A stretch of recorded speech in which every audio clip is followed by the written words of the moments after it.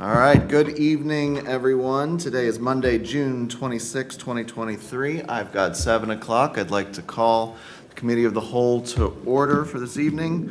We will start first with items from the Department of Economic Development, Ordinance 55-2023.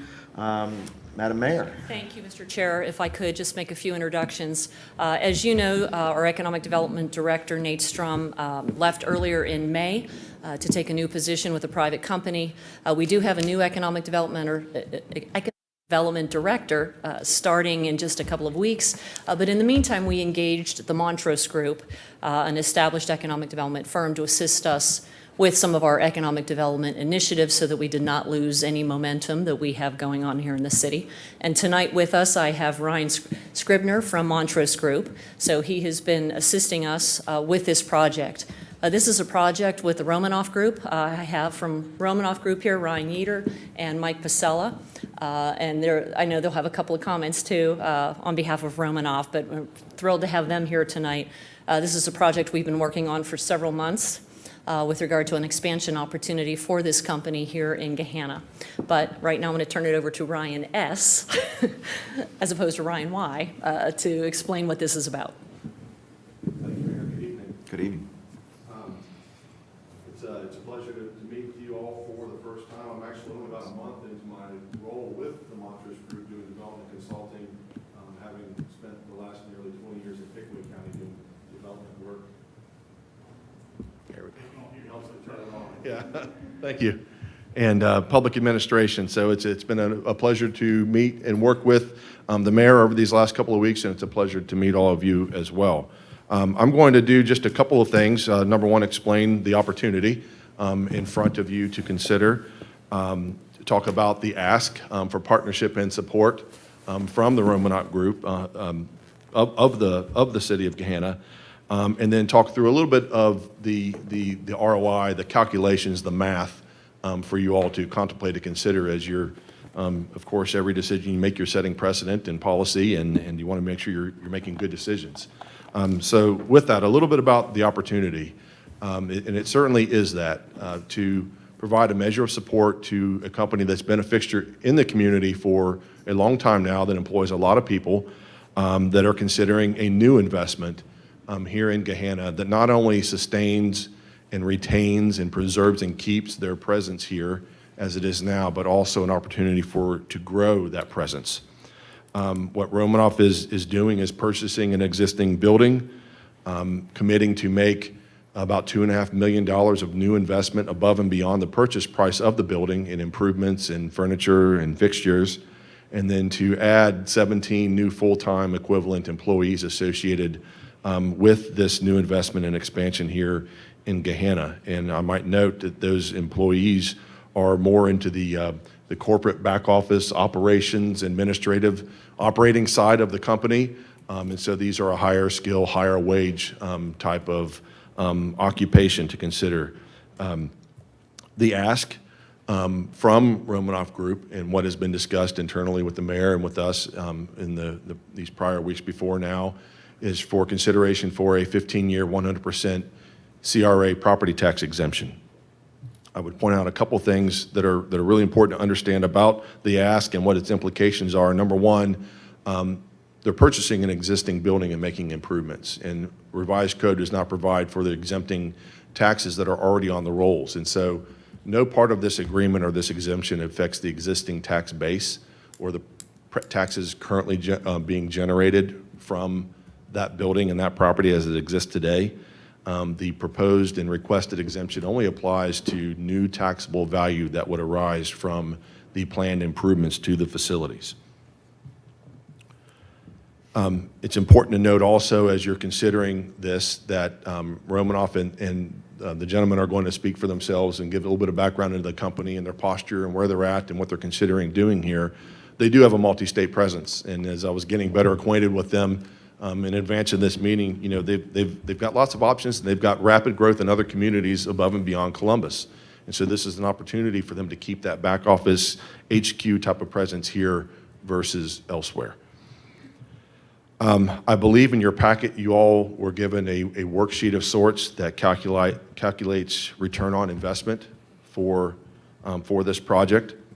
And the ROI calculation contemplates and attempts to quantify several things. What does the retained and increased payroll add up to for the city over the term of the proposed exemption? In this case, we're talking about a 15-year term. And we'll walk through some of the numbers. And forgive me, I'm getting old, my eyes are not very good, and I'm going to squint a little bit. I don't have every number committed to memory. But we're talking about $2.8 million of payroll taxes generated for the city over the 15-year term. So you start with that fundamentally to start to understand, revenue stream and potential there. I would point out that this calculation is very conservative because it doesn't contemplate inflation. It contemplates the increased number of employees, but it uses a static payroll number over the 15-year term, I believe. So a conservative take on payroll taxes generated over time. It then quantifies or attempts to quantify or guesstimate, because that's what some of this is. We don't know how a building is going to be valued after it's constructed or after it is improved. But it starts to quantify the taxes that would be generated from the increased value of the building. For purposes of this exercise, the ROA calculation assumes that there'll be about $5.1 million of new taxable value once this project is completed. It then applies the millage rates and then the respective school share and the city's share of those tax revenues, and then it weighs the foregone taxes against the proposed or anticipated payroll taxes to be retained and grown here in the city. The net calculation of all that is about a 244% ROI. Again, my take on this is that it is a very conservative estimate, number one, because it doesn't assume a lot of wage growth, which we all know is happening. It also assumes a significant incremental increase in the property tax value that's literally dollar for dollar for what is being invested. And it's hard to do this in any other way than that because none of us knows exactly how the property will end up being assessed and valued for taxation purposes. So it's probably not going to end up being dollar for dollar for that. It might end up being some number less than that. But nonetheless, and there it is on the screen. Again, return on investment is significant. This project pays for itself. The proposed agreement with their school comp agreement makes the schools whole with any taxes that they forego from the property tax exemption on the new improvements. And again, with me being kind of the objective outsider who's done a lot of these deals in other communities, I don't like to use the phrase no-brainer, but this is a really good project for the community as far as return on investment, as far as supporting and retaining a key local employer, and with a measure of support and partnership through this exemption. One other item of note, and I always wanted to know this when I worked in my community, is the state stepping up? Are they supporting this as well? And it's a good thing and it's validating that Jobs Ohio has provided some material support for this project in recognition of Romanoff's importance as an employer and their value to the state and to the region as well. So there is financial support above and beyond what's being requested of the city here from our partners at the regional and state level with One Columbus and Jobs Ohio. So with that, I'm certainly happy to answer any questions, but if you might pause for that, I'd like to give the gentleman from Romanoff to introduce themselves and to talk a little bit about the project and their plans here in Gahanna. Thank you. You can speak from there if you'd like, Ryan, wherever you're comfortable. Yeah, just make sure your Just make mic's sure the on. mic's turned on. I think Mr. Schultz did it. All right, thank you.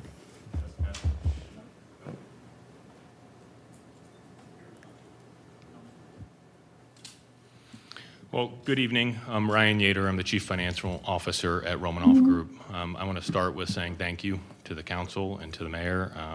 We've had a great experience. We've been an employer in this community for over 23 years. We've been in business for over 30. Our struggle as of late was space, was managing our growth. One stat I like to share is that 60% of our revenue is generated outside of Columbus. And so a lot of times we're thought of as a small employer, a small subcontractor here in Gahanna, but the reality is that we have an 8-state reach. and are almost 1,000 employees strong. When we looked at our challenges, right, we had a twofold problem to solve. We had our operating companies, which are here in Columbus. They're electrical and HVAC construction. They needed a new place to call home. But we also had to solve for our management company, our corporate overhead, essentially. And so we looked at, where is our corporate overhead best served? What we found important is that being a 100% owned company by our employees, is that we made sure that we thought through all different scenarios. And so we looked at our Charlotte region, which employs just as many individuals as the Columbus region does. And we said, we have to, if we are looking to Charlotte as a potential relocation of our corporate headquarters, we have to approach the folks at Gahanna and make sure that there's an opportunity to show good faith, show support, show the same level of support that we've extended into the community by being not only somebody that employs the existing workforce, but by growing that workforce year after year after year. So, that is the approach that we took. We're excited to see the support that the mayor and the economic development team has come forward with.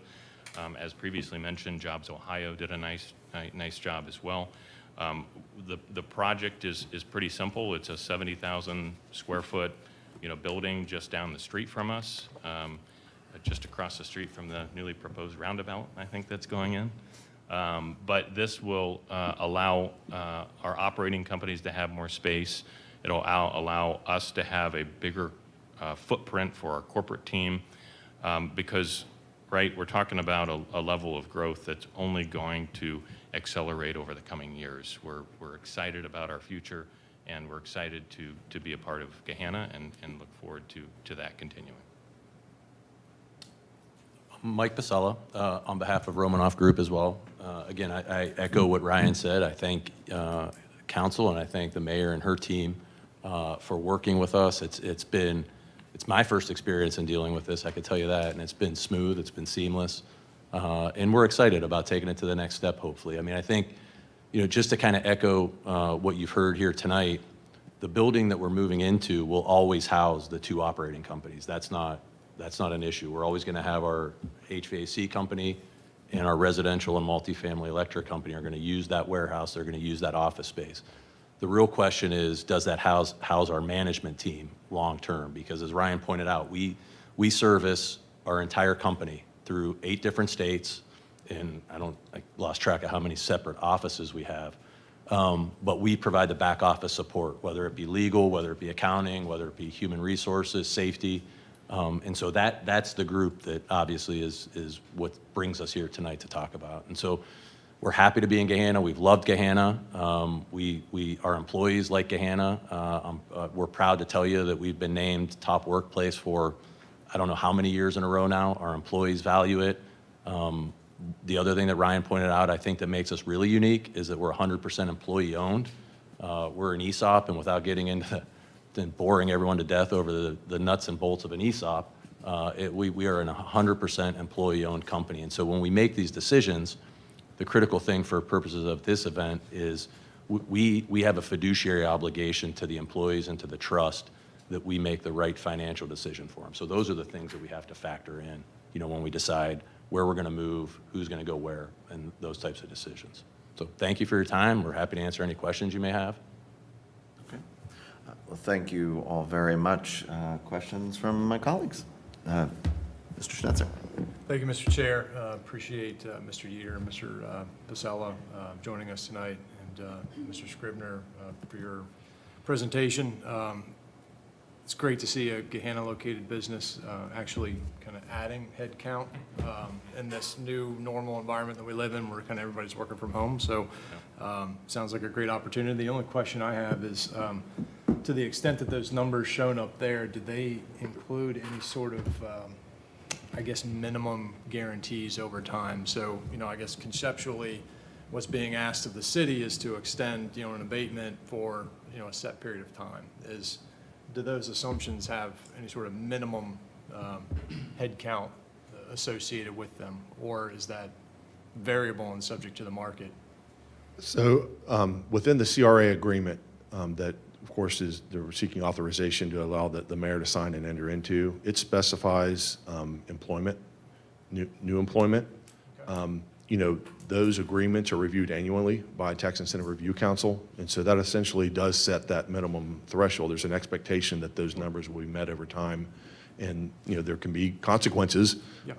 through the Turk process if and when they are not met. Okay, perfect. So they would have to perform in order to receive basically the benefit, right, or the Yeah, absolutely. Every CRA agreement I've ever been a part of, that's part of the expectation. You're providing some savings and some cost relief in exchange for a commitment around the capital investment and then the new jobs created. Sure. Thank you so much. I just want to make sure that was clear for anybody in the audience or anybody that might be listening online. But yeah, you're absolutely right. It's kind of standard boilerplate stuff. Just want to make sure that it's in there. So thank you all. Thank you, Mr. Schnetzer. Mrs. McGregor? I may have missed it, but is this just a bigger building, or are you adding on to this building also? It's an existing building, so I don't know if you're familiar with it, but it's the former ADB building. Right. They just built a new warehouse around the corner, and we're just kind of following them. So we're taking some warehouse space to convert to office space, but there's no addition. Okay. We're just renovating the interior. Okay, Yep. thank you. Good question. Ms. Angela? It's always exciting to have people like you coming. Yeah. And I think that this is a wonderful opportunity for the city of Gahanna. And, you know, it seems like it'll work, and you have your system seems to be one that is very, very good, so. Thank you. Yeah, thank you. I'll just echo my colleagues' comments, expressing my thanks to you for being here. A couple of quick questions. On this document, I was trying to make sense of the job numbers at the top of the spreadsheet with what was detailed in our report, mentioning the number of jobs. Could you just maybe walk us through what your projection for the number of jobs is? Sure, and we can't see the top cells there in the sheet where those are listed, but I do know, you Yes. started with the baseline. This is effectively a representation of what that existing operations side of the company is that we're talking about, the portion of the company that's going to be growing. And then it shows over the next 3 years, them scaling up and adding the additional jobs associated with this project, and then corresponding increases in payroll associated with that.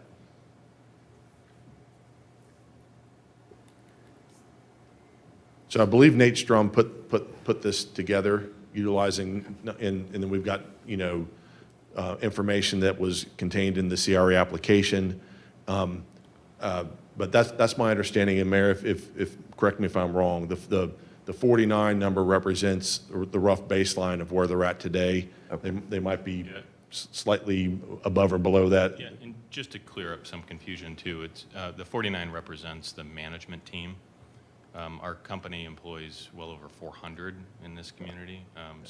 But as Mike had pointed out, those individuals in those companies were going to remain here. So they were taken out of the equation, and we focused solely on the corporate overhead and that management team. So that's what you're seeing from a 49 perspective. Right. There are 403, I believe, current Yep. employees in it, but to your point, the 49 represents management team with the projections of adding at least 17, this says 19, over the next 5 years. Correct. Got it. Okay, I appreciate that clarification. And then just real quickly, I believe the current location is in CRA number 3 for the city of Gahanna. So I believe you're currently under a 12-year, excuse me, yes, a 12-year 100% abatement, which started in 2019 and ends in 2030. Do I have that correct? No, not to our knowledge.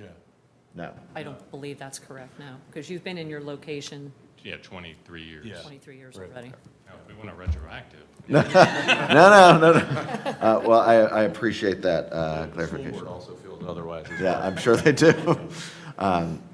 Well, I have no other questions. I would folks oppose having it come back to committee for our fellow colleagues, or do we feel comfortable just moving it on for first and then consent? Say move it on. I'm comfortable with it, to the extent Thank you that. very much for your efforts. I appreciate that a lot. Thank you. Okay. We Mr. Clerk, then, no need to come back first and then consent, please. Thank you very much. Appreciate your time. Next up, item C, a facilities update.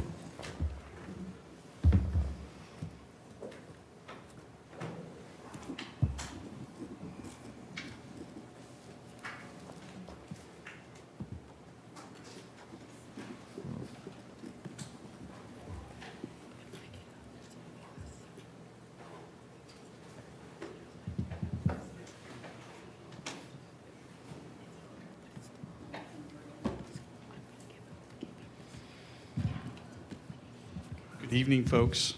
Evening, Mr. Schultz. With us this evening is Keith Hall and Maria Rosemarin from MSA Group. Obviously, you guys know them as our architect of record on our project. I felt instead of hearing from me drone on and drone on, sorry, Mr. Weaver, we would bring them in tonight to give you the latest and greatest update. So with that, I'm going to turn it over to Mr. Hall. I'm going to sit down here and I'll come up to the podium and answer any questions. And obviously, the mayor's available as well. So, Mr. Keith. Good evening. Well, thank you. Okay. Well, thank you for having us here tonight. First time we met you. We've been working with the city for nearly 6 months now on what I'm about to lay out in front of you. I think the solution, the design solution that we've come up with has gone through some serious vetting with the stakeholder group within the city, and really does satisfy the expectations of the city for a 50-year lifespan. So I'm going to jump right in here. I think Kevin had mentioned to me that he has presented these goals that we've had, these goals and objectives. These are very important to us and have been very important to us as we've gone through the design process. Before we put any lines to paper, we worked with the city and came up with these goals as we went through the design. So as we were making decisions, every one of these goals had to be thought about as we were making key decisions along the way. The building being inviting and approachable, meaning that it has to be, open doors, and the community needs to feel welcoming when they come in, and it has to have a level of transparency to it. You don't want to be closed off to the community. This is, open it up and come in. Create a clear civic presence.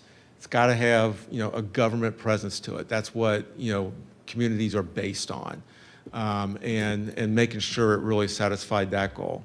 It has to be community and service focused. So when the community comes, what's going on inside the building and what the building is representing needs to have that presence also. Efficient in planning. This was critical as we went through the process because there's a lot of services that the city of Gahanna offers, as well as police being a very formidable part of this building.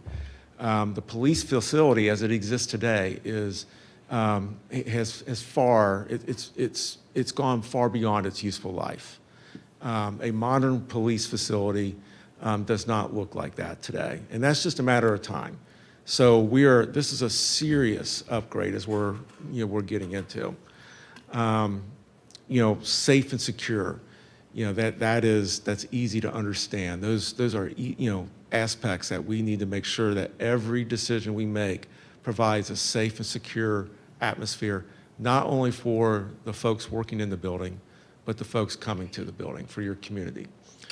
And then meets the addition and renovation goals. We had some square footage goals and everything that were established up front that frankly are based on what the available budget is, that we knew we had to stay within in order for us to meet or even realize that we can meet the budget numbers. meets program goals. It's set up to function in an effective way to make sure that the folks working in the building can do what they need to do in an efficient manner. And then one of the big ones is building rebranding and to create a unique identity. As you look at that area up there, all the buildings look the same. So we identified very clearly up front that we wanted to set this building apart from the other buildings. We didn't want to look like we were part of AEP or whomever else came into that area up there. But still respect the surrounding contextual feel of the existing buildings. And then, daylighting, quality of interior spaces. This was a great building in its time, but it has too far exceeded its lifespan. And there are spaces that are just because they haven't really embraced daylight in the best possible way, that just aren't really good spaces. And so every corner we turn, we are looking to take advantage of daylighting and bringing that into the building. So I mentioned the site. As you look at the existing site, you can just see by the geometry of the buildings that they're all pretty much the same. And then that is reflective into the architecture. North is directly up on the plan, so to the west is the airport. So some of the things that we have to address is we are on an approach for the airport. So we have to make sure that we have that in the back of our minds. We are, let me get my glasses on here. The existing site, one of the things I want to bring up that we saw early on is the angled approach to the front door in the drive aisle. That is a clear security issue when the building becomes an administration building or a city hall. And then there's enough room in there for a car to turn in and have direct access and penetrate the potential lobby that was there. So we knew we had to address that. As we get into some of the specifics of the building and the site, you will see that we really focused our attention on what I call the front of the building. So it's pretty much the northwest facing of the building. And then the back of the building, which faces all the surrounding trees there and everything, we're just sort of going to nip and tuck at that and just pick it up and make it look a little nicer. As you look at the site, it is completely built out to the edges.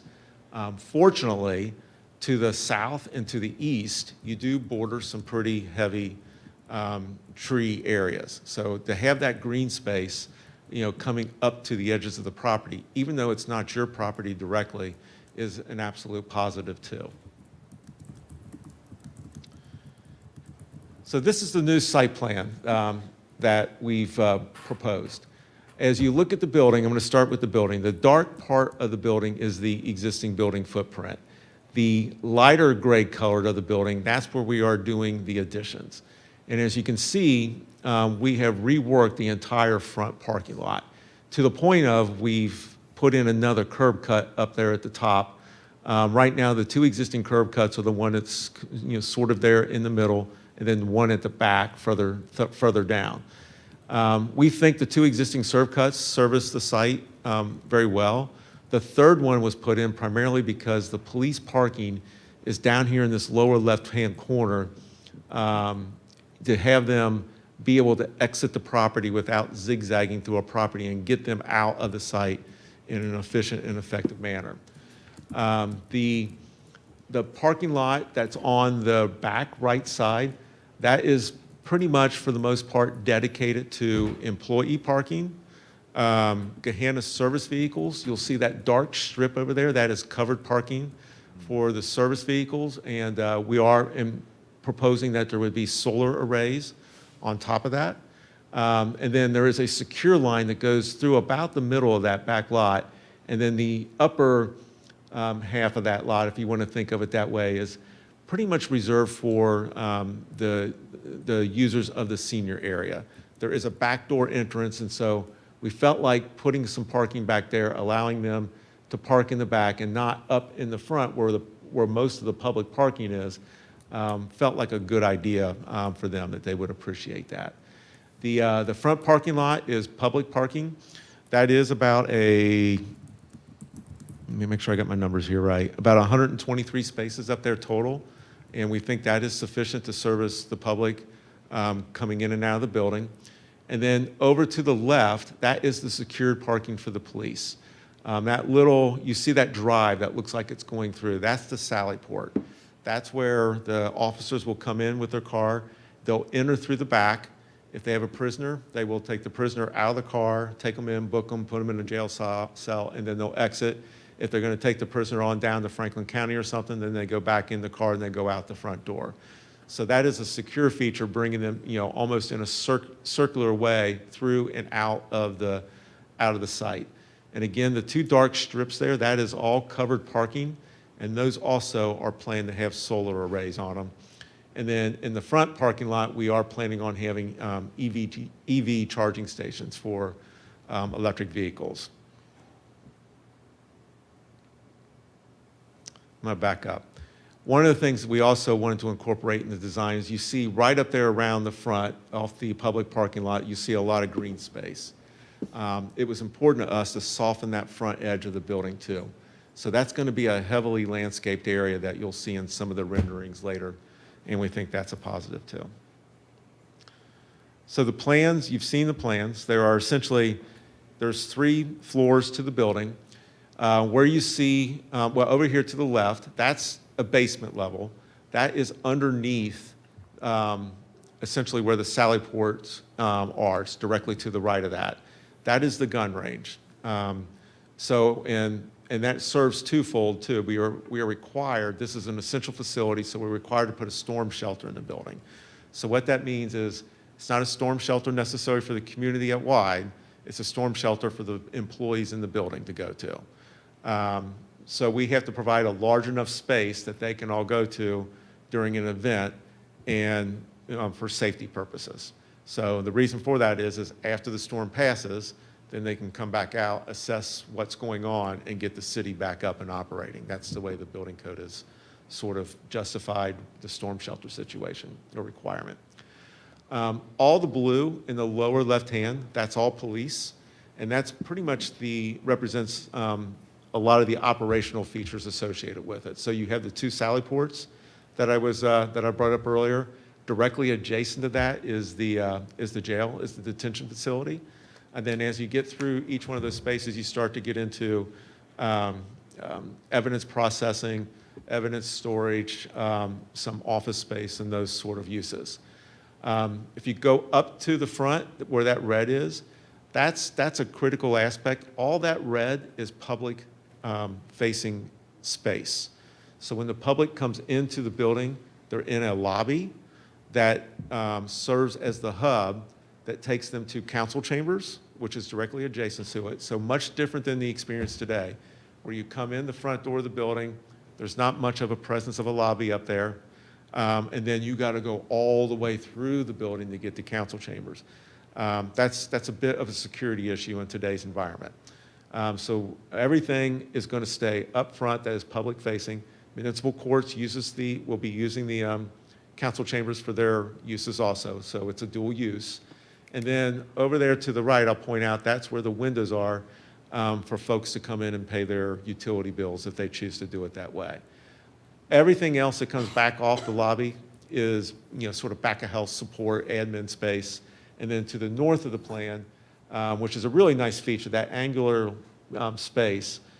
This is all the senior area, but we've worked in a multi-purpose room up there that is pretty big. I think it seats about 250 or so. That can be rented for events, such as receptions for a wedding and so forth.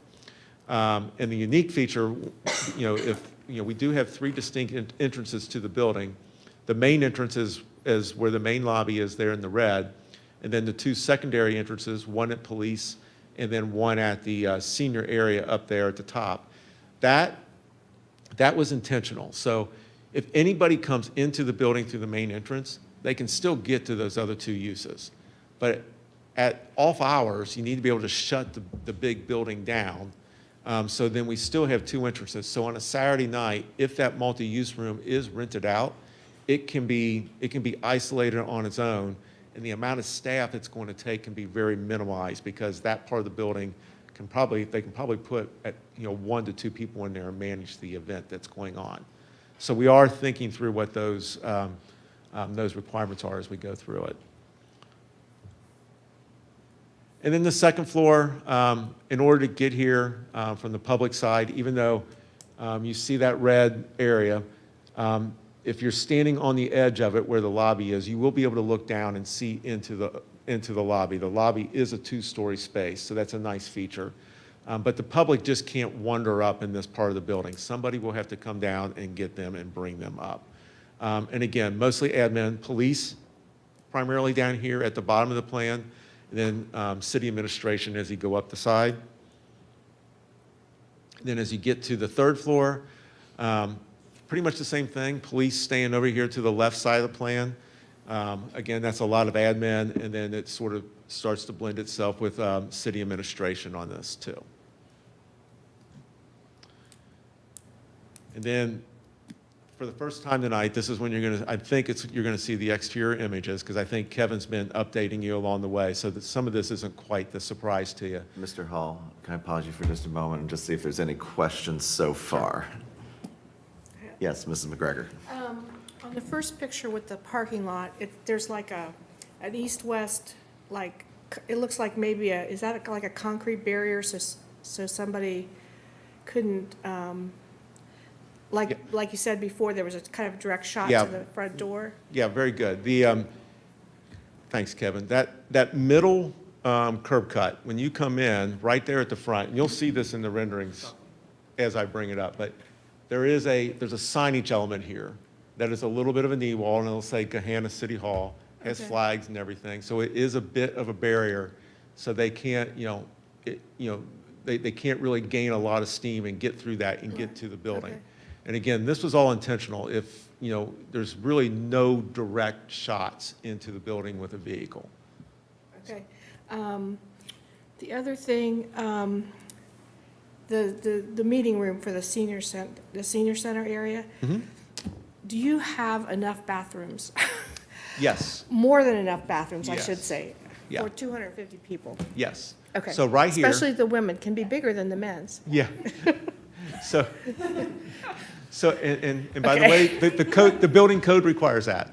So, so right here, that's the restrooms that will serve this area right here. Okay. And they are pretty robust for what they Okay. need.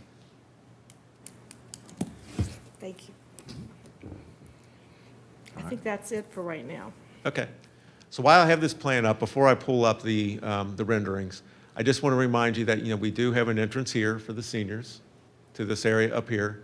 The main entrance is here, now that I have this pointer and I can point. And then the police entrance is here. And again, that's all very intentional. Police has to have their own separate entrance. So to create those 3 separate entry points is critical. You'll see in the renderings that there's a heightened element here that says this is where you go to get in the building. That's fine. If somebody comes in this entrance, they can go down this hallway to get to seniors. They can go down this hallway to get to the police. And you'll start to hear me say, getting back to the daylighting aspects, there's a very intentional approach along these corridors that connect the inside to the outside and to connect the outside back to the inside. So a lot of embracing of daylighting.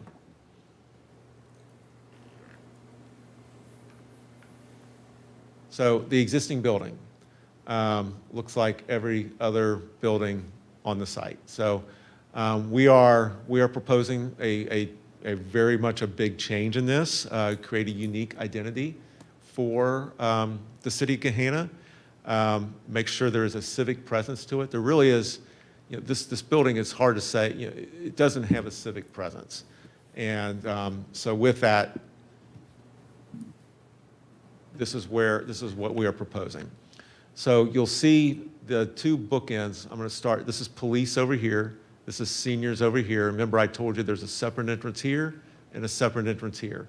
They're not heightened, but they will be marked with signage so people will see them. But that is intentional from a design perspective. We look at these as stone pillars, stone bookends. The walls would be cladded with a stone material. So that brings a foundation, a sense of stability to the community. And then as you get into the center area where this is the primary entrance right here, that is obviously the place to go to get into the building. And then we added a lot of glass here along the other edges. That's bringing the daylight into the building, but it also represents a sense of transparency. You can see here, this is that main drive-in. As I was talking before about the security issues, we do have a sign that we're proposing here with a series of flags. So if somebody comes in, they either got to turn left or they got to turn right. They can't really jump through and get directly into the building. This is up a little closer. I pointed out to you that red shaded area on the plans and talked about connecting the inside to the out and the outside to the in. We have this long covered walkway through here where we are envisioning, benches for gathering, pretty heavily landscaped. And then as you look into the building here, you're going to be looking into an extension of the outside. So where you see this wood, we wanted to bring in some softer materials. So we have a wood-like material going onto the roof of this shade canopy that would extend through, and you would find that same material in the lobby. So very intentional. It's not just connecting the inside and the out. It's the inside and the out and the outside and the in. So making sure that this all feels like one space as you're in it. And it is directly adjacent to council chambers. And then you can see this is the double height space where the main lobby is.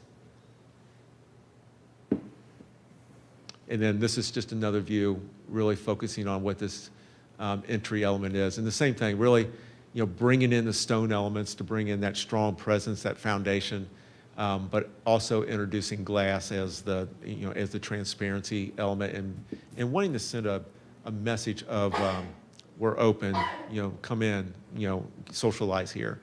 There's been a lot of discussions about, the lobby is a pretty significant space, and the community should see that as a hub to come and socialize, and you can almost treat it as a co-hatch space if you wanted to, but really using it as, this is where you come and organize a 5K race. It does attach to the bike path, so it becomes a trailhead for some of your trail systems. So even though the building may seem maybe a little bit disengaged from other parts of the community, I think it really can position itself in time as a hub for the community to come to and gather at and connect also. And I believe that is my last slide, yes. So. All right. Thank you, Mr. Hall. Any questions? Ms. Angelo? I have none. Good. You talked about this one being old. It was 1994, Yeah. 5, I think, is when we got here. And there's nothing wrong. That's just respective of the times. It was, and Yeah. it was just fine. We had, a whole lot of places to go. Yeah. We had people coming in here and using the upstairs because and now it's time to move. The way the city operates is much different than the way it did then. Absolutely. I would say, we all know, those of us who lived through it, 911, really, we saw the changes in the building code, and we also saw the security changes throughout city administration, any government facility, that really changed how we looked at everything, as well as police and how they operate too.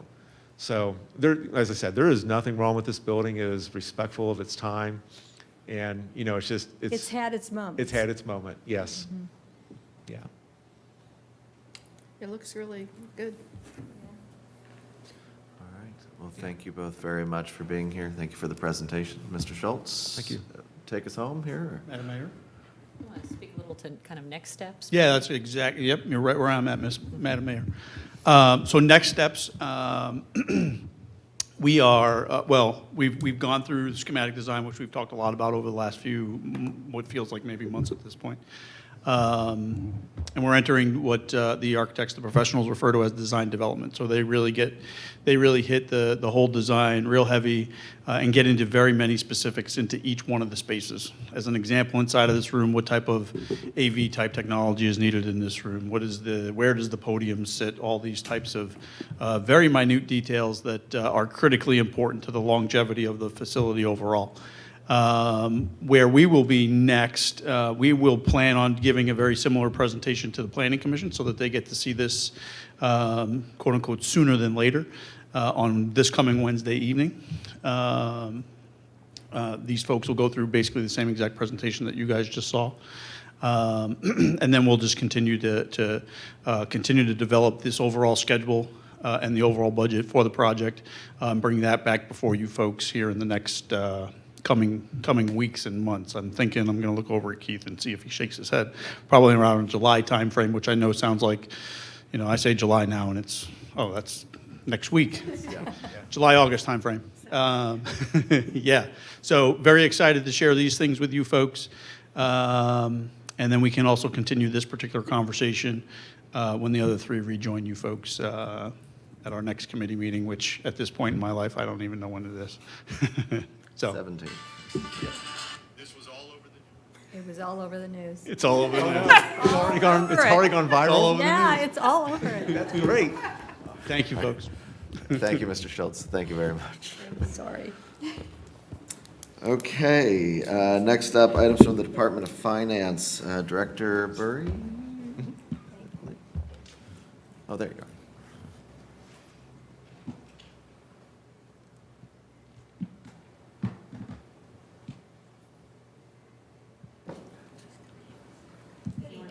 Good evening. Have before you the tax budget required each year by Ohio Revised Code. It's to be filed with the county auditor by July 20th. This just makes it so that the County Budget Commission can determine that all property tax levies are necessary and without modification. The end product will be in October. You'll see a resolution come forward to accept those amounts and rates. So requesting a resolution to approve the 2024 tax budget and authorizing me to deliver it to the county. Director, questions, comments from colleagues? It's regular routine, man. Yep. I appreciate the reminder today that this was a resolution as I started to panic about our July schedule and getting this submitted in time, so appreciate that. That said, are we okay with consent? All right. Thank you, Director. Next up, items from council office. We have a couple of resolutions here. First one, designating July 2023 as Parks and Recreation Month in the city of Gahanna. Any questions, comments? All right. Consent okay for that one? I think we'll plug right along here. Second resolution, recognizing Beekeeping Education Day in the city of Gahanna on July 19th, 2023. I believe this was one of Councilwoman Bowers's. Any questions, comments, concerns? Consent okay for that one? All right. Moving right along, item F, items from the Department of Parks and Recreation. Good evening, Director. Good evening. Thank you for having me. I'll give you a little bit of a background just to help with the conversation with this request.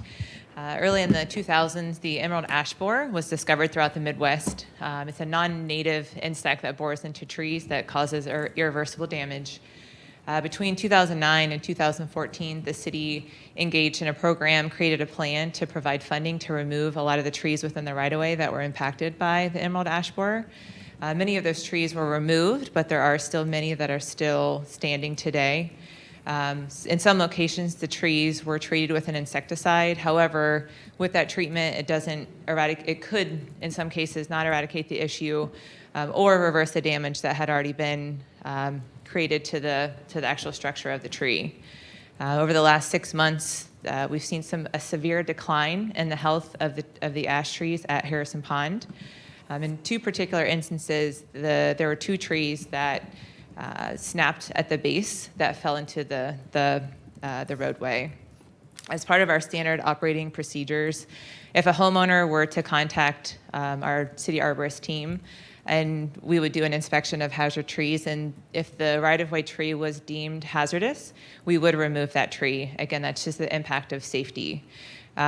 With the visual decline of Harrison Pond and the frequent visitors that we request from residents is to evaluate those trees. The Arbor team did a full evaluation of the Harrison Pond community, and identified roughly 190 trees that are either in severe decline of health or dead and need to be removed. The administration is respectfully requesting an ordinance to enter into contract with Joseph Tree Services. Due to the safety concerns and the time sensitivity, we are requesting an emergency and waiver. In addition, a supplemental appropriation for $130,000 to complete the full contract of the removals. The Harrison Pond HOA has received a letter to notify them of this issue and what we would like to do in order to manage the issue.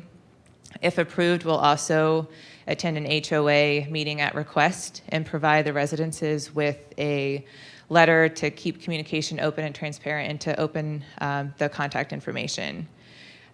Due to the volume of the removals, we would also like to coordinate with the HOA in order to manage a contract for the replacement of trees within that right-of-way.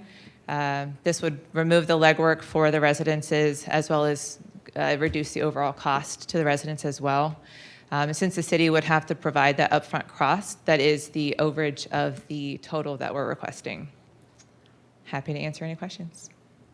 Is it just that tree, those trees? The ash trees are the ones that we're seeing severe decline in. The emerald ash borer can impact other trees, but the ash trees are the ones that are in severe decline. So these are street trees? That is correct. Okay, and does this include the stump grinding? Yes, stump grinding is part of the contract. Okay. And when they replace them, will they do a variety instead of like one kind? Yes, that is something that our city forester, which is Julie Frederius in the audience here, is something that is recognized that the variety of tree species is necessary in order to prevent this issue from happening. Again, this is an HOA community, so we also want to be respectful of the requirements of the HOA. So we'll work in coordination with the landscape approval as well as the HOA in that communication. Okay, thank you, Ms. McGregor. Have we confirmed that the HOA did receive said letter? Yes, we have. They did send the letter because I immediately received about 5 follow-up emails from residents, so they did. Okay, thank you for that confirmation. Whatever we can do to work with the residents to make sure that they're aware of the forthcoming work, I think is greatly appreciated. Can you explain for me, and I guess I'm not following the thread of the supplemental appropriation in excess of what the contract was, what we're being estimated? Yes. Seems like a big difference. Yes, so the contract is ultimately $95,000 for the removal of the trees, including the stump grinding. The overage of about $35,000 would be to host that contract of replacement. Again, the residents would be assessed the cost of the replacement, but because we're managing the contract, that overarching cost would have to come from the city. So in order to be able to provide that contract, we need the funds in order to do so. And then along the lines of working with the residents to select a replacement tree, following up on Mrs. McGregor's question, I guess, are they presented with options and then they get to choose, or I've never done that Yeah. part, so how does? So we have a comprehensive landscape plan that there are prohibited trees. We would like to move towards preferred rather than just they're prohibited. But in this particular instance, again, our city forester, with her knowledge and expertise, would work directly with the HOA in order to determine and establish certain varieties that make sense for the size of the tree lawn and what makes sense for the overarching diversity of that community. Thank you. Anything else on this one, folks? I think for me, given the absolute public health and safety concerns, emergency and waiver are absolutely warranted. So are we okay with consent on this one then? All right. Thank you. Thank you, Director. Yes, next up, items from the Department of Engineering.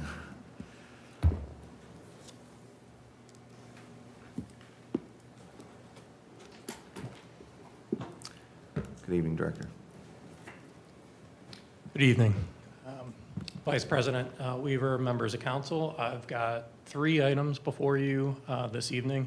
The first item is a request resolution to petition the Ohio Department of Transportation for a speed limit reduction journalization of the speed limit on Morris Road between US 62 and Kitzmiller Road. That's not all encumbered within Gahanna's jurisdiction. We are working with partnering entities within the corridor, such as the Franklin County Engineers Office, as well as the City of Columbus, who will have companion resolutions as we move forward to make the request of the Ohio Department of Transportation to reduce the speed limit from 55 miles an hour to 45 miles per hour.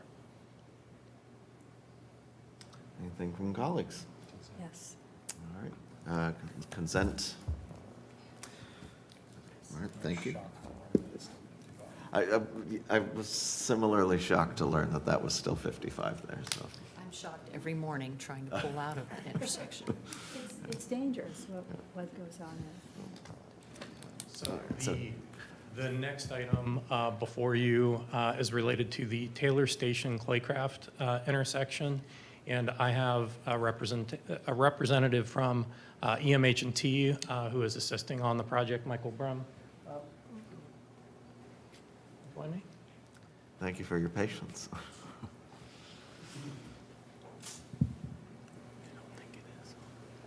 So we have 3 items associated with this. One is a resolution intent to appropriate. Should we not be successful in the continued negotiations with the property owners, there are 6 properties that we're pursuing permanent right-of-way warranty deed from properties in within the influence of the improvement, as well as temporary construction easements during the course of construction so that they can grade and provide maneuverability and so forth during the course of construction. At this point, we've resolved 4 of the 6 properties that we need permanent right-of-way as well as temporary construction easements. We continue to negotiate with the other 2 parcels. One is on the northeast quadrant of the intersection, and the other one is on the southwest quadrant of the intersection. Just be advised, we received OPWC funding on the project in the tune of $1 million. We're at a point, or approaching the point, where we commence our utility relocation, have that work commence this fall with AEP, Columbia Gas, and so forth. So we have the utilities clear at a point where we're bidding the project late first quarter of next year to enter construction next construction season.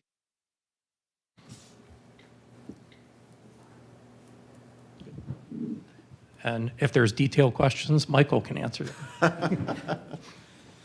Well, thank you, Director. Questions, comments from?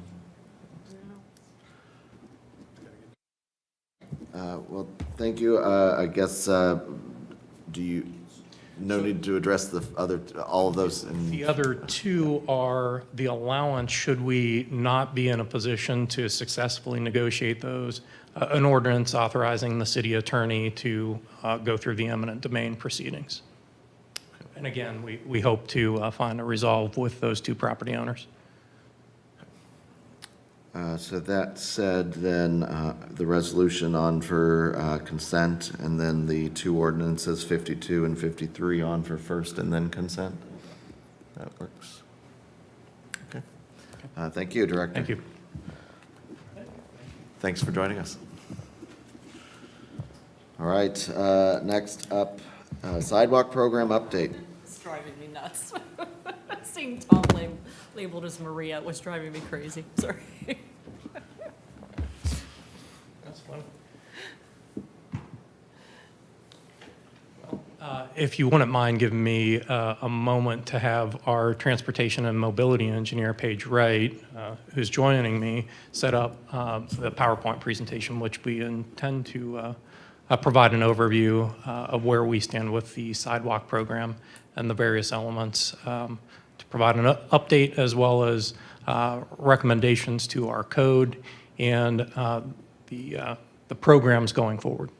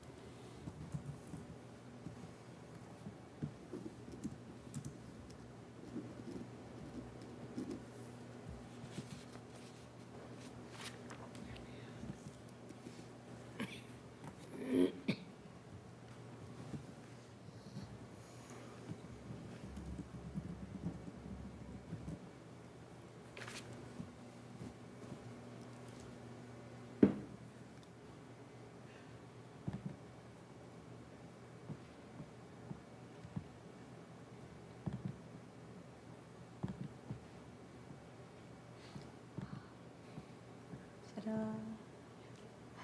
Thank you for your Drum patience. roll, we need the drum roll.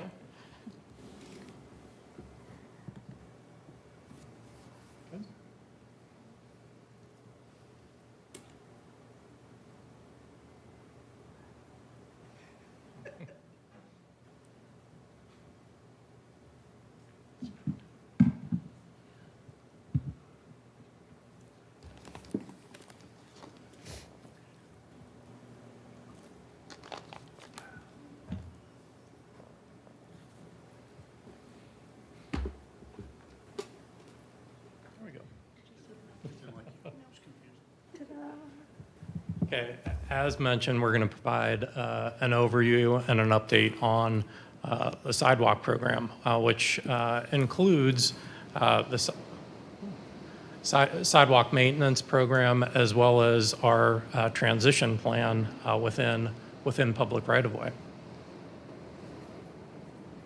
Take your time, because apparently we're not going anywhere anytime soon, so. Is that rain? Thanks. Great. So as a part of the overview, the topics that we hope to address this evening are the existing sidewalk maintenance program challenges.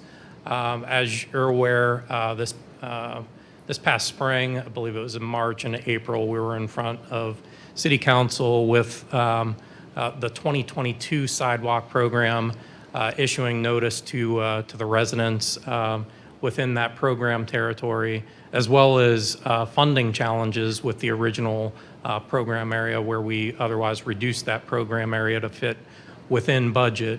At that time, we were also engaged with a consulting firm and a ULIP technology to provide a scanning of the entire city and our ADA facilities throughout town to have a baseline of the conditions across the community so that we would have that information in advance of setting the program areas.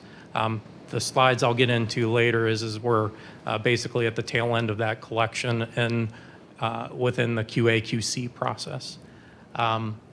As a part of this, we're coming forward with recommendations for program changes, as well as a repeal and replace of sections of code, that being Section 52106 and Chapter 903.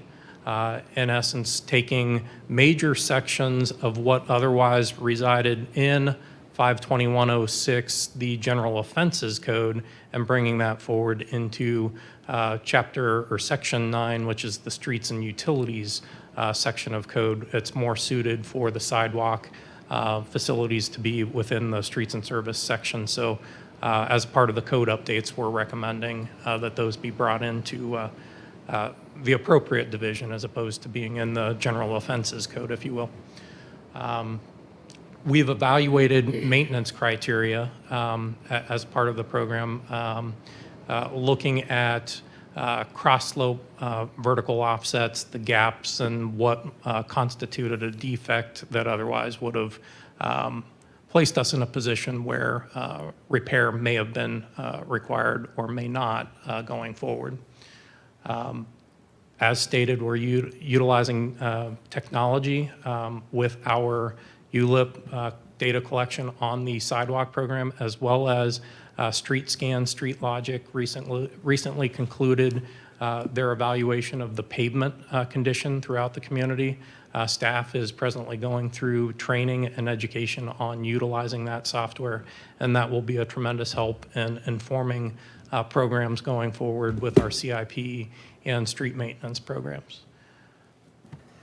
Lastly, we'll go into the overall sequencing, because part of the challenge that we were running into was just overall timelines and providing the notice to the residents, giving them ample time to appeal, as well as finding a contractor to pick up the phone, stop out, give them a quote to perform the work, and then find, well, I could put you on the schedule, but it's going to be 9 months from now. So we're attempting to address some of the challenges associated with timing as well.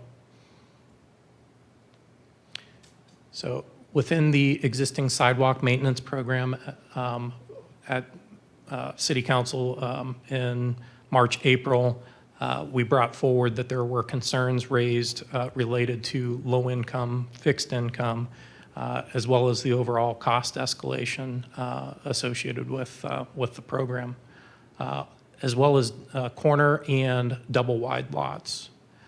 Having had a full program under our belt, we were still going through the 2021 program. We had not had the opportunity to go through an after-action assessment. What went well? What could we perform better? We're wrapping up the 21 program and are approaching the punch list items and are hoping to close out the case with FHWA here shortly. So with some of the opt-out process, we're fine-tuning that. We've heard from residents, well, I opted out from the program, and now you're out here performing the work. Well, yes, they opted out. However, they failed to perform within the code requirements of the 105 calendar days to perform the work. So they were otherwise added back into the program. So we're attempting to address that not only with the code updates, but as well as enhanced communication with the residents, that when the time period for that opt-out, we will notify the residents that either they did opt out and whether they passed their review or have their sidewalk construction through a right-of-way permit has a 6-month expiration date. So through the whole sequencing, we'll attempt to address that as we get further within the program slides here. A challenge is related to maintenance versus renewal. You get to a point where, I liken this to if you own a car, you buy the car, you go through your normal maintenance of, okay, I need an oil change, change air filter, tire rotation. Over years, wear and tear, your car starts to degrade, and it's at the end of its useful life. And then you have to make a determination as to whether or not you replace the transmission and have major expenditures, or if it's the time to buy a new car. So one of the aspects within the existing maintenance program is, in my opinion, we're attempting to do too much within the program maintenance versus what otherwise through ISO and life cycle and asset management criteria, establishing those best guidelines, best practices for what is maintenance versus what is renewal. And so we're hoping to address that with the code revisions that we'll be bringing forward as well. As stated, the sidewalk program maintenance program was attempting to do quite a bit within the maintenance aspect, and we're hoping to break that out versus CIP and renewal versus true maintenance. So for recommended program changes for commercial properties are not a part of the sidewalk maintenance program. However, they will be a part of the transition plan aspects as it relates to when a final development plan, redevelopment, site work, or new work on a particular property, that either the sidewalk facility, if it does not exist, that it goes in with that development, or through our code updates, exploring our planning zoning code updates that come forward later this year, the opportunity to investigate fees in lieu.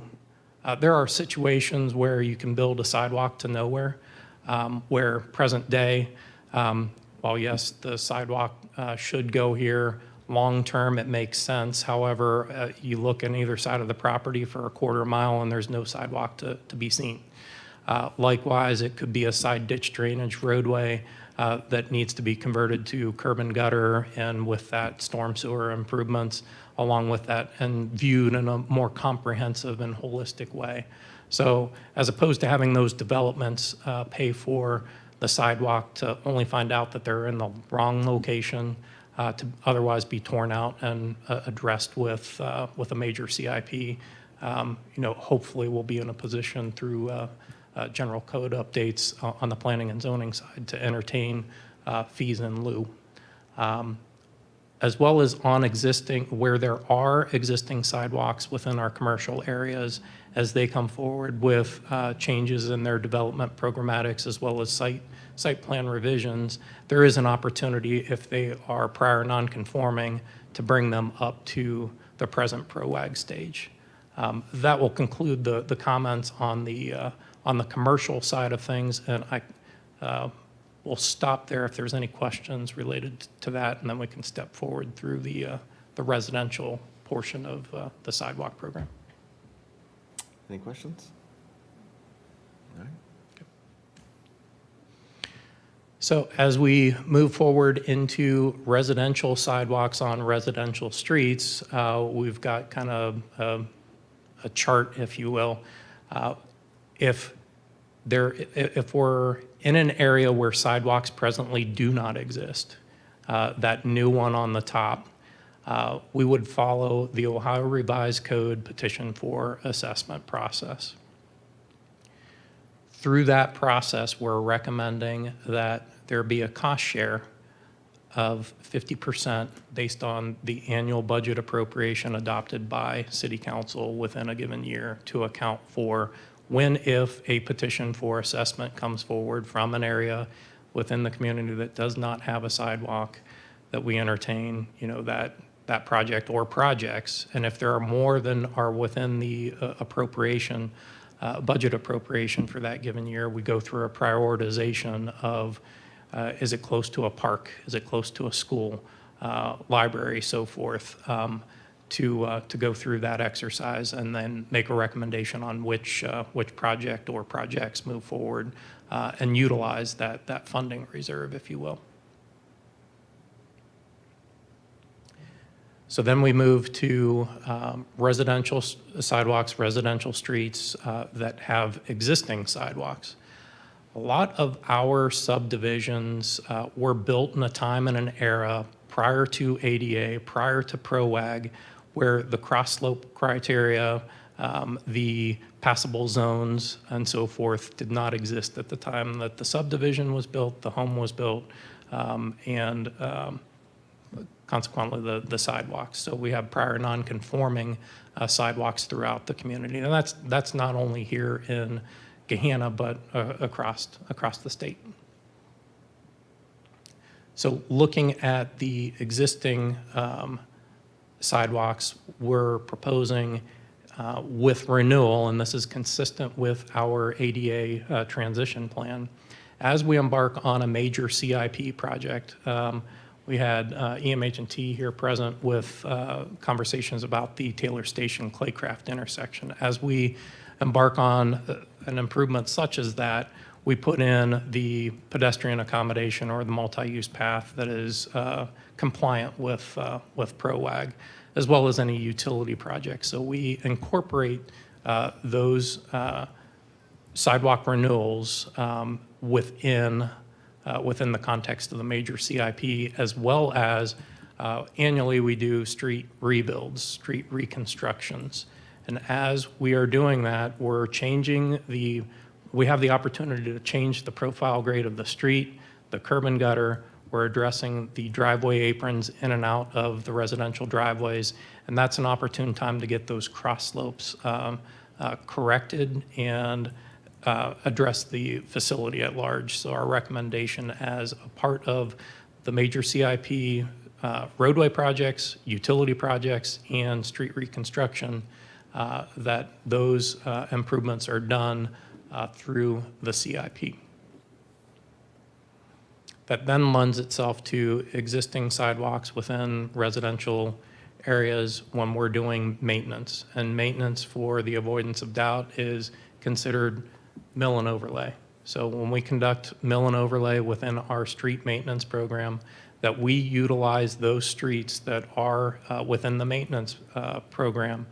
We look at the coal data and we see where those deficiencies are and provide notice to those residents well in advance, giving them the opportunity to either opt out of the program or have the maintenance activity performed as a part of the street maintenance program for the given year. That's if, and I want to be clear on definitions here, as I was talking about the car analogy, there is a point in time where you're spending good money after bad. So within that whole life cycle cost accounting, if the cost to maintain, and that's grinding or replacing a panel or two, if that cost is less than 50% of the cost to otherwise tear everything out within the limits of that property or the corridor, if that's less than 50% of what it otherwise would cost to maintain it, then it would be maintenance, and we would just address that panel or two or three or four on a given property. Whereas if the cost for maintenance on an individual lot exceeds 50% of what the cost otherwise would be to tear it out and rebuild it brand new, that is renewal on a lot basis as well as on a corridor from intersection to intersection, recognizing that you can have areas where the aggregate cost on one side of the street exceeds 50% of the cost from a maintenance perspective, exceeds 50% of the cost to otherwise tear it out and rebuild it. That would constitute a renewal rebuild within our maintenance category. And it does not make sense to us from the standpoint of when you're doing that work on a given street, to do renewal on one side of the street and maintenance on the other side of the street. So while you're addressing that corridor renewal on a given street from intersection to intersection, that we do the accommodation on both sides of the street if corridor renewal comes into play. This provision's in there just in case it comes up. I think the reality is going to be a vast majority of the corridor renewal will otherwise be addressed through our street reconstruction program or on an individual lot basis. Once we have more information and time to absorb the coal data, we'll be able to provide more context there. But based off of the changes to the criteria, I think it's going to be a hard position to get past that 50% hurdle, if you will.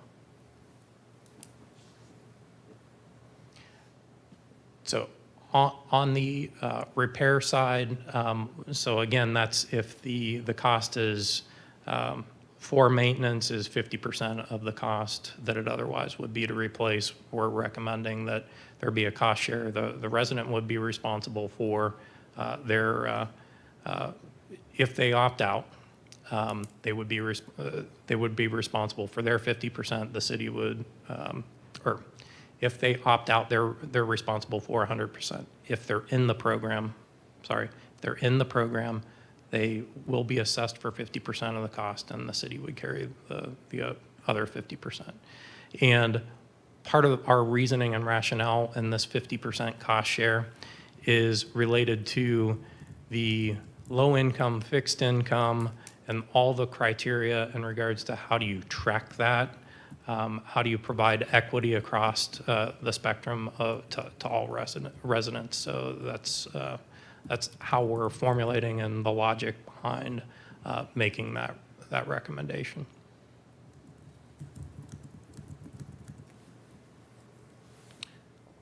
So I'll leave it there before we get into the code updates for questions or clarifications, because that's quite a bit to absorb.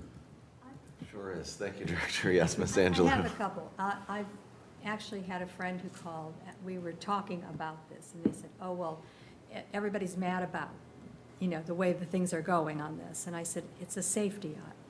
This is all about safety than anything else. Well, you want your place to look good, but it's safety. So, and now I've noticed in my neighborhood that there have been 3 or 4, not the sidewalks, but the going into the garages have been done. And I don't know if they were supposed to be done by us, or if they've just done them. It's kind of an interesting thing. As far as on the residential driveways, Yeah, or driveways. was it from the sidewalk? Yeah. They would have been required to pull a right-of-way permit, and through the right-of-way permit process, if they followed the process, we would have gone out to inspect the formwork to make sure that it was compliant with the criteria. There's so many that have come by, and I thought, well, maybe we've been going in there and saying this one has to be done, but That, that's or they not- could be taking a proactive I think approach this to is a better idea, the ideas that you have put here, because it certainly didn't seem to be working for, to take 3 years for a 1-year thing seems to be probably not, it needed more, we spent so much time on it, number one, over and over and over again, the same things. And it was a wonderful thing to try, but I'm not convinced that, unless people can understand that it was safety. And indeed, if you're going to be part of the program, it's going to end up being very good for you because you're going to be having such a long time to pay for it, rather than having to pay $10,000 for, in one big thing. I wouldn't want to do that. So anyway, just my thoughts. Sorry if I... Mr. Schnetzer. Thank you for the presentation. 2 questions from me. One is regarding logistics, and correct me if I'm following you here. It sounds like you had said that the existing residential sidewalk program would follow the street maintenance program. I guess the question that I have is it's no secret to anybody in these chambers, we've had very robust street maintenance programs last several years in a row. Will there be a catch-up period, or are we now looking at 30 years until those sidewalks see any sort of attention because the street was just milled and overlaid 2 years ago, or even last year in some cases? So with mill and overlay streets, there's an overall life cycle to the maintenance activity. So when a street is reconstructed and or milled and overlaid, we would expect, say, within 5 to 7 years, need to perform minor maintenance, that being crack seal, slurry seal, getting an additional 5 to maybe 7 years out of the performance of that preventative maintenance measure before being in the position to mill and overlay again. So that would basically put us on a 15-year cycle to get back to that area. Okay, let me ask, I guess, the same question a different way. A street that was done 2 years ago, sidewalks weren't touched, but it was done 2 years ago. Is that street going to be addressed now, I guess, within the immediate term, next couple of years, or are we looking 7 years out or 15 years out? likely on the 7 to 15 unless there's a catch-up provision. Okay. And then the other question I have is just in regard to cost. You know, as I see 50% cost share renewal, you know, across the board, it seems prohibitively expensive. Has there been any sort of estimation or assessment of how much this might actually So cost as we run it out? So from the 2022 program area, with the data collection from Cole and what we originally provided from the assessment that was done through another consulting firm, our cost projections at the time were right around $900,000 for the reduced 2022 program area. By virtue of making some of the adjustments to the criteria as it relates to vertical offsets, there were minor hairline cracks that did not trigger ADA related issues. We'll note that as a defect, but it does not constitute a replacement of a particular panel. So we believe we'll be in a position where the 2022 program, instead of the 900,000, would be about half of what otherwise projected from a maintenance perspective. With these revisions where the cities? With these revisions. Okay. Thank you.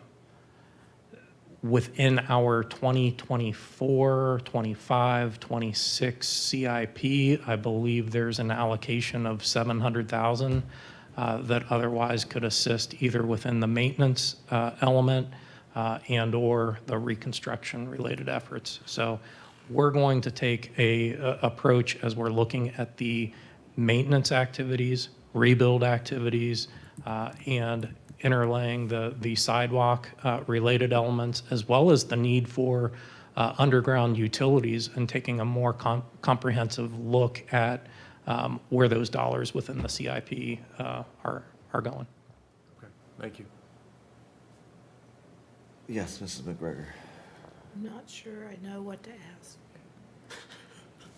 So this would be a great incentive for people not to opt out. Is Yes. that correct? So then maybe we would get it all done at one time and then not have the people doing it on their own, because it'd be a great, and it would still be, their portion would still be assessed for the 5 years. Correct, for their half. Okay. And I believe in some benchmarking, Grove City was a similar community that does it this way as well with a cost share. Okay. Yes, Ms. Angela. At one point, you were talking about going out to around the schools and all of those areas, and those were, I thought, going to potentially be on this part of what we needed to do. And if a sidewalk was bad around those particular areas and the commercial areas, have you found that to be true? And does that come first after you've been looking at that? We just received the Cole pilot area, which was basically the 2022 program area, to validate what our costs were and what was presented to the residents on their original notification. And that's, was the focus. As we move forward, we're going to be looking at the street scan data, the sidewalk data, and then as utility related work. And through that, we can evaluate the proximity to schools, the proximity to parks, as we're laying out our rebuilds, our street maintenance for mill and overlay type work. And if there's CIP-related projects on a given corridor, the opportunity to entertain the scope and breadth of perhaps sidewalk-only improvements as we learn more from the data. So that's like a heavy way, we really want to take care of those first. Am I correct on that?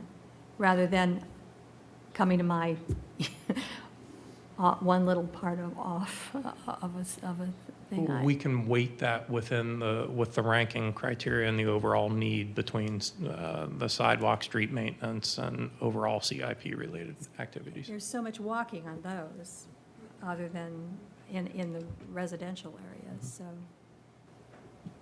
Is that, do they have to do that? Like, for instance, if we have like Stone Ridge, does Stone Ridge do their own things for that? And do they you have to go in there and say something, or do they sit and figure it out themselves? So on the commercial properties, Yeah. it's through when they have a project that comes forward for redoing any site work or a revised final development plan or a major building renovation project, those would come forward. Outside of that, it would likely be a code enforcement type measure. Thank you. Thank you for the presentation so far. I guess to ask maybe what Mr. Schnetzer was asking me a little more plainly here. So as I understand it, I think what you're saying is that given the changes to some of the criteria and the expected cost savings there, that for planning purposes for future years, and even presently, we should not expect a reduction in the geographic area we're targeting or the amount of work that can.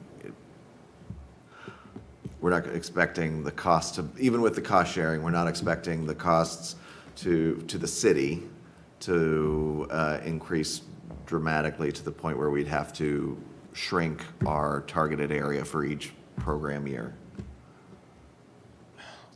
So with that, it depends on the degree of severity in those other areas. And ideally, that would line up where if the sidewalk was in disrepair in a particular area, that the roadway surrounding it also was in a position where it needed some TLC as well.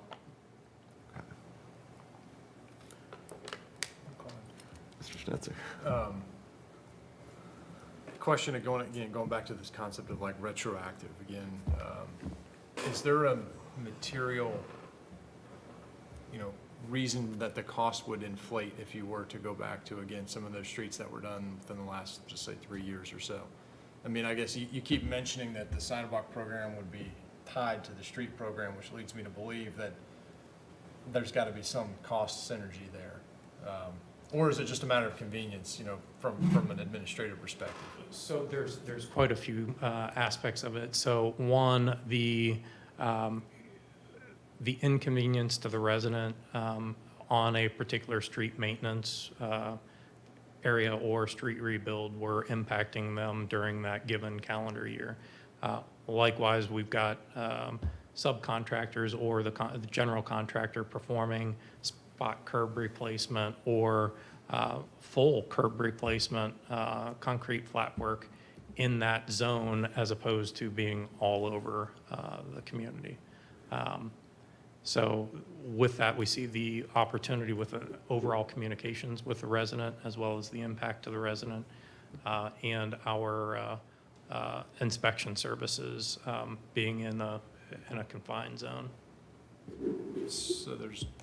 So it's more of I guess for lack of a better word, convenience. And again, I don't mean that from an administrative overhead, but less inconvenience from the residents. It's not a cost savings, correct? Correct.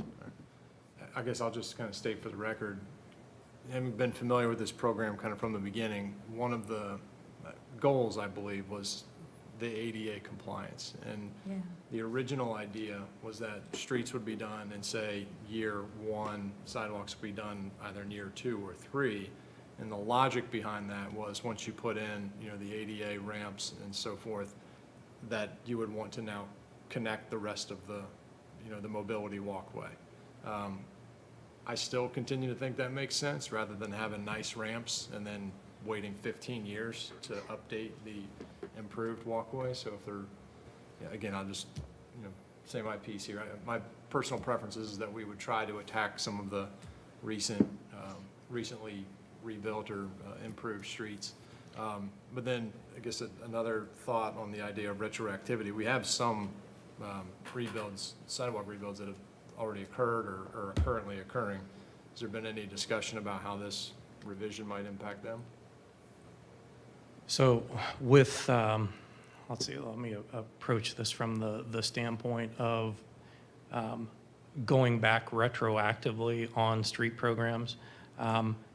We'd have to, in my opinion, look at where's that breaking or inflection point. 2-3 years back, but would you necessarily go 10 or 15 years back when you know that they're closer to the maintenance cycle? So kind of reducing the scope and breadth of how far back we go from the street maintenance and reconstruction side. How long's the program in general been in existence? 2021, somewhere around there? Was that year You're one? talking about going back with regard to the street programs, or the sidewalk programs that we've already I'll just implemented. pick a real-world example. Like Laurel Ridge was repaved 2 years ago. You know, when the program was first conceptualized, the intent was that the sidewalk would be addressed the year after, or maybe 2 years after, depending on budget, contractor availability and all those types of things. If you're now telling me that those sidewalks will not see any, I guess TLC for another 15 years, when the ramps and so forth are now kind of up to code, it just seems a bit incongruent to me. So I would say within the last maybe 2 to 3 years since we've had with all of its imperfections, at least, there's been, a legislative document that creates, a sidewalk program. That's just my thinking. I mean, if No, I'm I'm in just- the yeah, I'm minority just trying here, to so be understand. it. But Yeah. again, we've got, these new ADA ramps that connect to, for all intents and purposes, imperfect sidewalks. But again, I want to go back to, prior sidewalk programs. Like, we're now kind of changing the cost share midstream. What's been the thought there? Any discussion internally about that? So part of that is in bringing this forward since the 2021 program was the first one out, that prior to going forward with the assessment, that we would have this cost share in place so that we would be able to afford the same accommodation to the residents in the 21 program. Sure. We'd have to evaluate, from the, say, 10 individuals that opted out of the program and self-perform the work, whether or not they would have opted to be in the program as opposed to opting out, recognizing that's a bit of a challenge there. Sure. I think we would probably all agree we want to avoid any kind of disparate treatment if there's the opportunity to correct it. So, all right, thank you. Okay, thank you.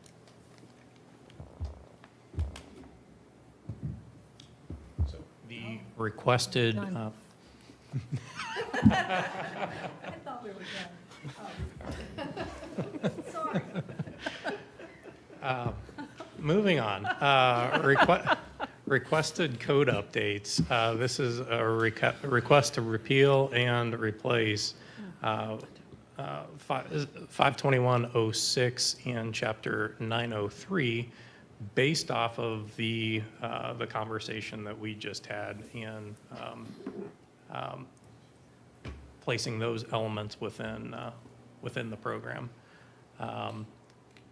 Some of the other aspects based off of overall timelines, we are increasing the appeal deadline that was otherwise 30 days to 45 days, increasing the opt-out deadline from 45 days to 60 days with the ability of director or designee to extend that deadline, because right now it's hard written in a 45-day opt-out deadline.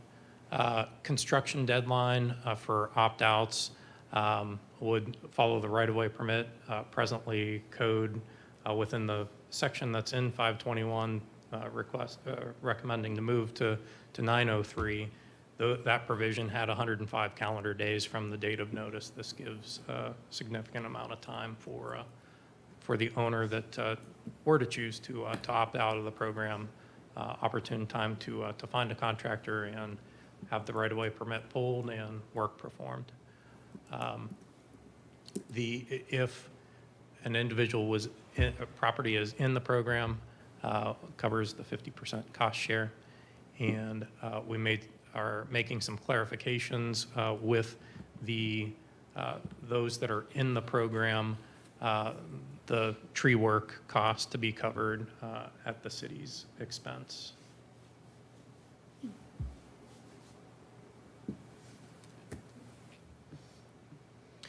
So maintenance criteria changes as we were going through the evaluation with coal data and the original sidewalk maintenance program. The threshold for a grinding right now, if it's more than 1/4 of an inch of vertical offset, it's deemed a trip hazard and is non-compliant with PROAG, anything in excess of 1/4 of an inch.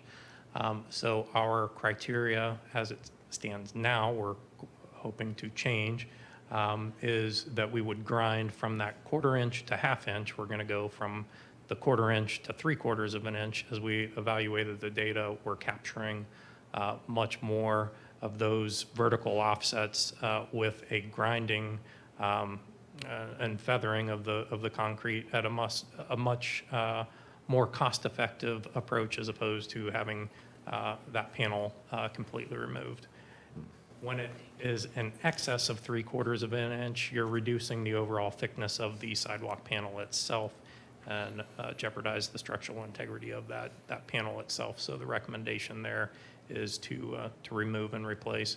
But even within the coal data that we analyzed, a significant number of the panels that within the 22 program that were otherwise slated for removal would be within that 1/2 inch, 5/8 inch to 3/4 of an inch that otherwise would have had a more cost-effective approach to maintaining the accessible path. We're combining the spalling, cracking, and surface deterioration. As mentioned briefly, some hairline cracks or pitting of concrete. Those are minor defects and not necessarily triggering a full replacement. So some of the panels that otherwise were recognized as full replacement would come off from a maintenance perspective.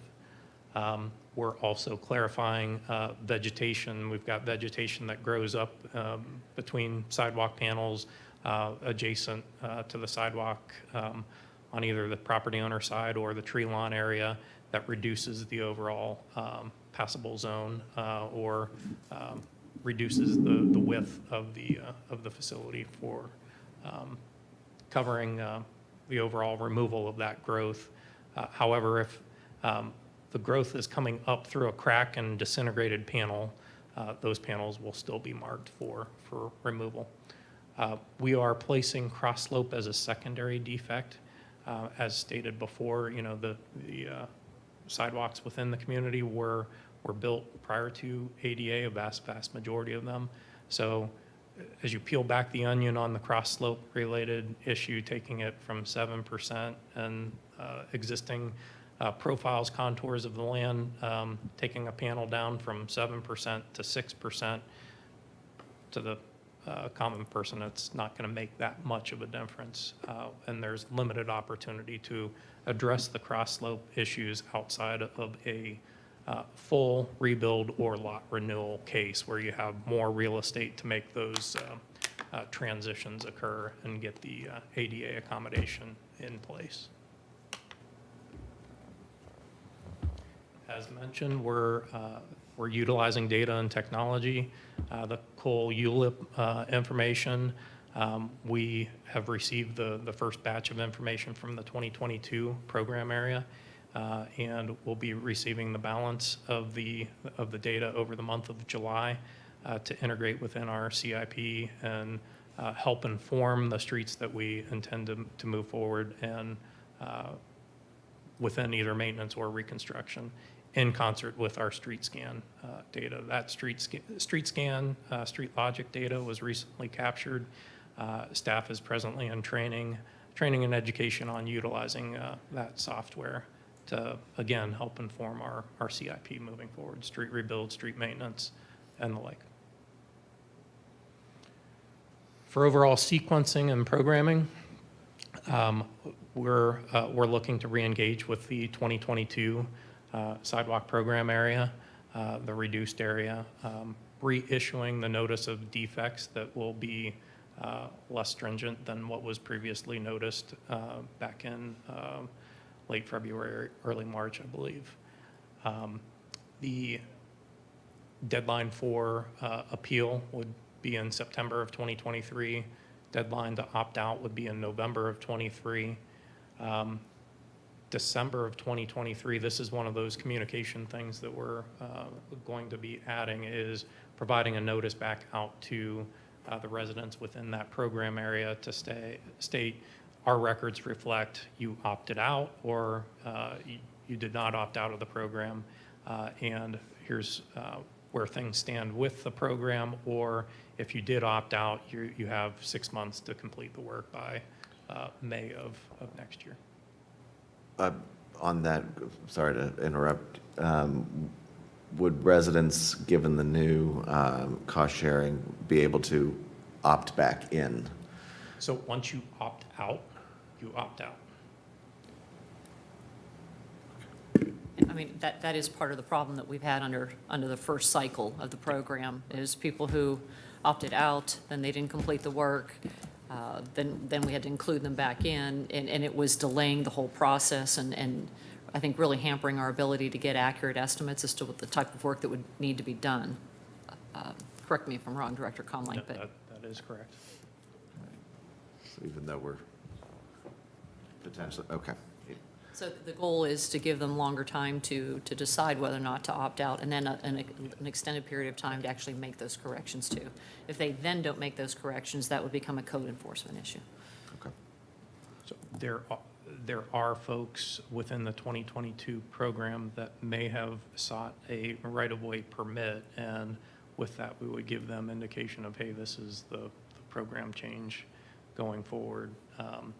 And they very well could be in that same batch of the 10, 12 folks on the 2021 program that chose to self-perform. But, you know, if we're going to be equitable in this, you know, how do we make amends for that cost share?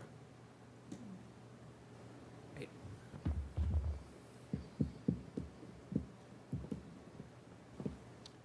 So kind of moving forward, we would request permission to bid in the month of January of 2024, proceed with the bid process. Those residents that otherwise chose to opt out would have to have their right-of-way permit and their construction activity on the self-performed work done by May of 2024, and our construction activities would occur in June of 24. While we're still on this slide, during the month of July, we intend to evaluate the street logic, street maintenance, street logic information, as well as the coal data, to evaluate, you know, where are the targeted program areas for the street maintenance activities, sidewalk maintenance activities for 2024, to provide them notice in unison with reissuing the notice on the 2022 program area.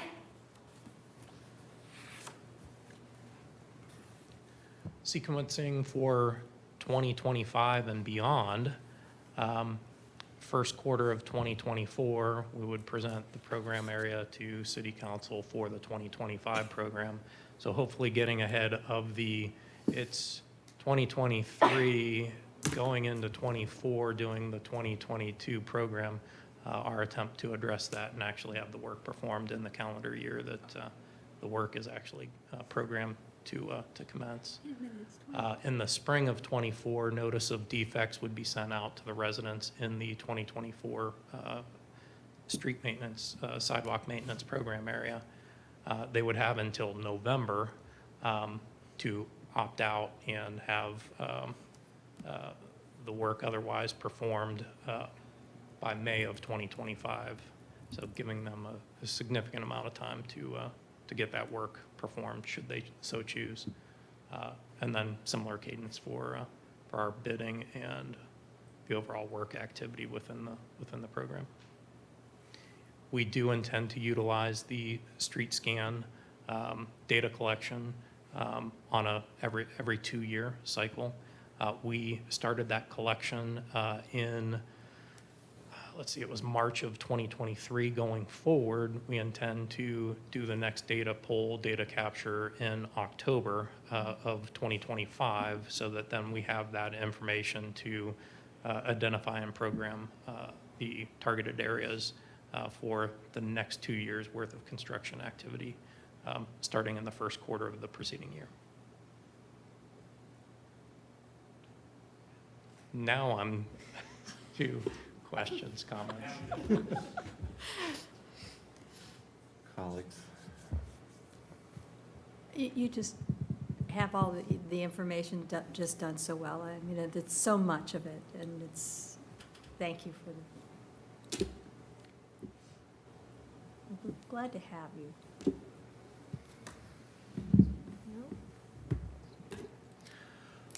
Well, just wrap up here by saying thank you for all of your hard work. This has clearly been an intensive labor. Do appreciate it. It does not go unnoticed. I think for the record, I would just add my ditto to Mr. Schnetzer's comments about whatever we can do to work on the parity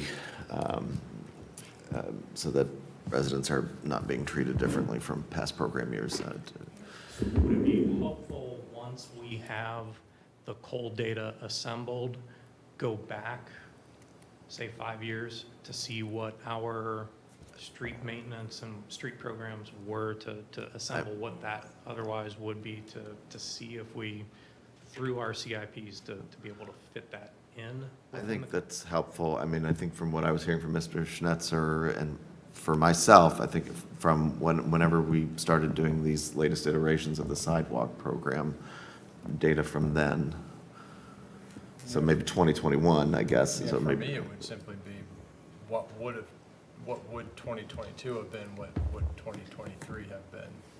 You know what I mean? Any streets that are kind of done within that time period, right? So we don't have a gap. Again, just with the main concern there being the continuity of the ADA compliant mobility pathways. nothing further. Thank you, everyone. Thank you. And we'll adjourn for the evening. Thank you. Thank you, everyone.